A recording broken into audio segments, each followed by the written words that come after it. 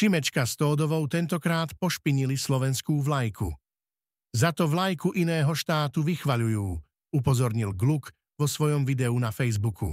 Šimečka s Tódovou si opäť raz zaglosovali, rozumej poobtierali ich ústa o Slovensko a pošpinili jeho symboly.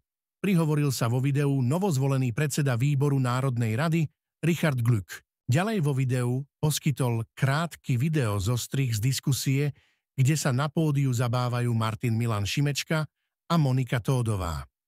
Najprv preberajú a znevažujú vlajku, jeden zo štátnych symbolov Slovenska, pričom konkrétne si na mušku vzali jej farby.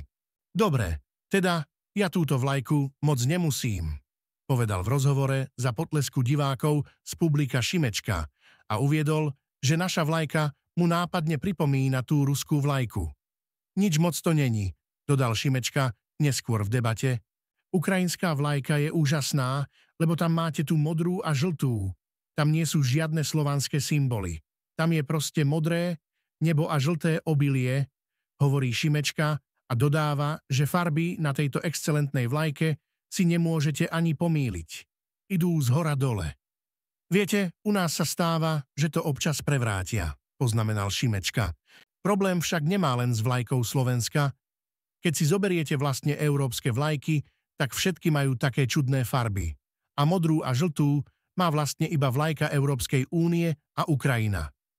Není to krásne, zamýšľa sa Šimečka a Tódová s údivom dodáva náhoda. V závere videa Gluk zhodnotil a vyslovil odkaz.